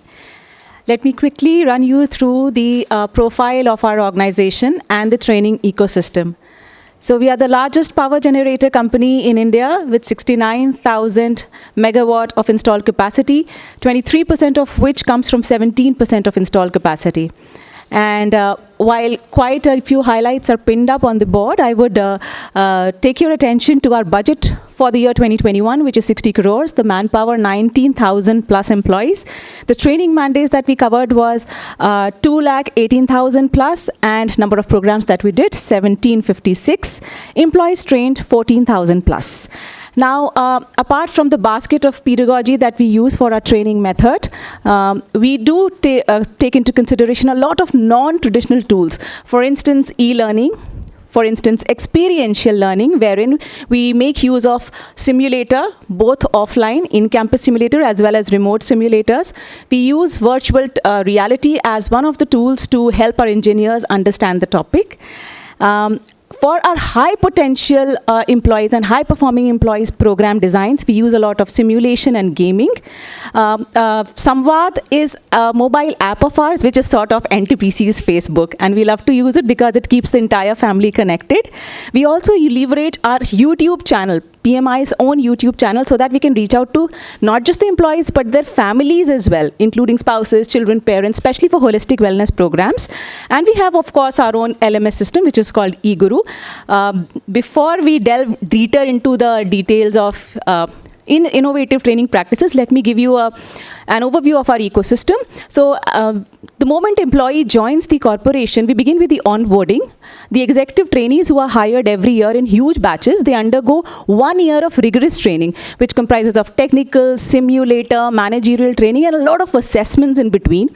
Apart from that, the lateral inductees who join the organization in various fields, technical field, public relations, CSR, HR, they also undergo from 2 to 4 weeks of training with a lot of pre and post tests.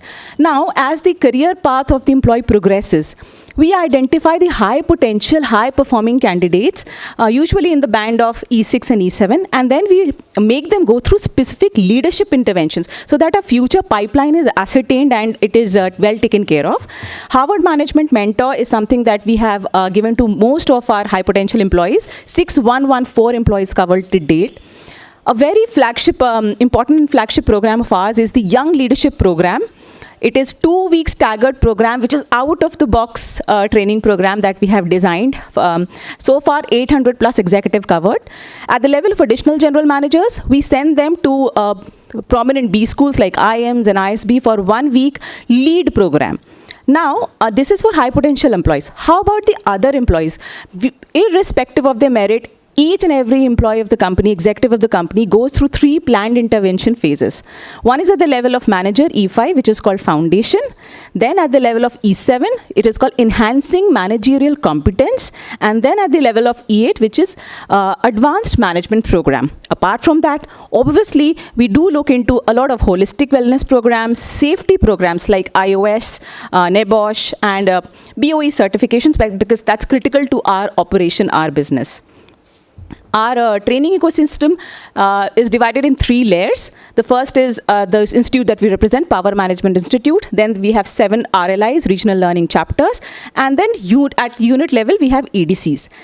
Now that we'll be talking about specific innovative practices, this is one program which is very, very dear to us. It's called Project Snehal, which we started in the year on 7th of May 2021 rather. In 2020, and it was in the middle of the pandemic. So we wanted to give not just the employees, but their spouses, as well as dependent family members, an assurance that we are there for them. And therefore, we introduced counseling system, employee assistance program for them. Through online counseling, video calls, chat, mobile applications, and so far the utilization rate has been 11%, and we've been able to prevent 4 suicidal cases as well. And every life is very precious to us. This is some of our other learning opportunities, mentoring, knowledge management portal, then job rotation, then various certification programs, etc. We also have professional circles and quality circles, and we have a competition which is NTPC Open Competition for Executive Talent, where our CMD also participates as a jury member in the final round. We have business simulation games for our executives. And now coming to the innovative practices which we would particularly like to showcase for this presentation, for this competition. One, we would like to classify them into two categories. One is leveraging technology for learning, where I would like to talk about virtual reality, simulated training, and asynchronous learning on the GPI Learn platform, which we have. And the second category is arising from business needs, where we would like to showcase some of the targeted competency development programs, our job rotation facilitation training called Samarth, then training to address the future of work, AI, blockchain, etc., and micro learning initiatives. Talking about virtual reality, we felt the need was there because we wanted to have some kind of a training where we were able to expose people to the various equipments without actually involving the equipment, and there was no risk to the equipment in terms of damage, etc. So we started with virtual reality, and we have commissioned, in fact, we have developed 50 VR modules in 2021, 300 minutes content, and this training is now been imparted across PMI at the RLIs also, and some EDCs also, because we also conducted train the trainer programs after procuring the VR equipment. Then we had a very innovative initiative in 2020-21 we started, which we called targeted competency development programs, where we sent people through a competency potential value assessment exercise, and therein amongst the 10 pre-identified managerial competencies, we found out as to where people are lacking, which are the bottom 5 competencies, and then those people who came as needing development on those competencies, specific targeted programs were organized for them so as to cater to their specific requirements, which was very focused and very targeted.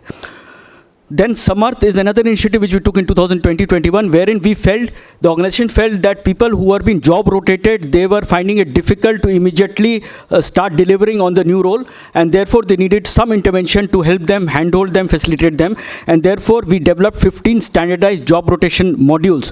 And these were initially in operation in maintenance areas, and people who were transferred to these maintenance areas, they were given these modules before they started work in these areas, and we covered around 674 executives through 13 such programs.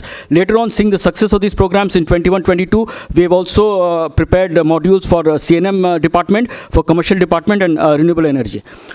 Then about simulator training is something very essential to our system, because what we do is that all our operation executives and all new joinees, they are compulsorily sent for 2-week simulator training. The idea is that you get exposed to multiple emergency situations without engaging the equipment, and it saves time, it saves cost, and there's no risk of damage or any such risk, and person is able to practice multiple times. Then the GPI Learn platform, which is basically a platform of GP strategies, wherein we have the technical modules from GP strategies as well as our own modules and various location management instructions. What is unique about this initiative is that customized learning paths has been created for all O&M executives, numbering around 6,215, based on their location of posting, based on their department, and they are supposed to complete the mandatory modules and give assessment on that, and this is strictly monitored. We have other things like coaching initiative, which we do, micro learning initiative, and we also have addressed the future of work. Regarding impact assessment, we do the impact assessment on 3 levels. That is level 1, where we take the feedback on the content, on the facilities, on the faculty, on the usefulness of the program. Pre and post test assessments we do for assessing learning on the learning has happened or not. Then we take feedback from RO of 3 to 6 months after completion of the program, which is level 3 feedback, just to assess whether there's any change in behavior, whether there's any improvement after the program, and impact on business is done for very few programs.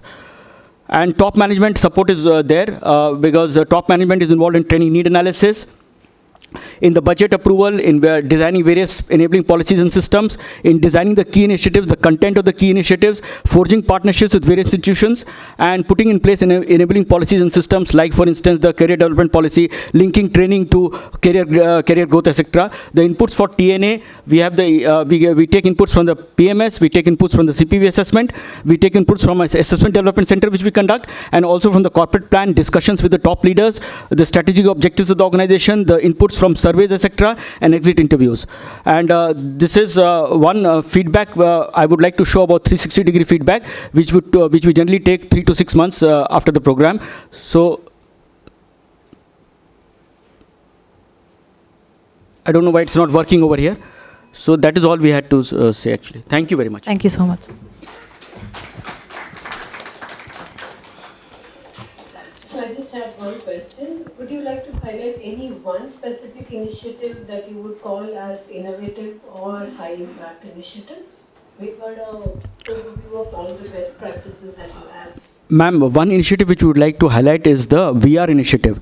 But the problem is that VR is something which started in 2021. We are going on along with it. Now we have developed certain modules which are basically on safety, isolation, normalization of critical power plant equipments, where we also use this for teaching our executives and also for the operators in the at the sites. But this initiative is still, we feel, at a nascent stage. There's a lot to be done in this respect. That's But fine. So if you have done one cycle of it, we are 2021-22. So you would have studied how it is going, right? So what's your first cut impression on the impact of it? No, the impact is good because people have been appreciating it. Feedback is good, and secondly, what happens is that people are able to engage with the equipment without actually being in front of the equipment. Now with VR, a person can, sitting in PMI, a person can actually see the Dadri layout, Dadri plant layout, and actually engage with that equipment there.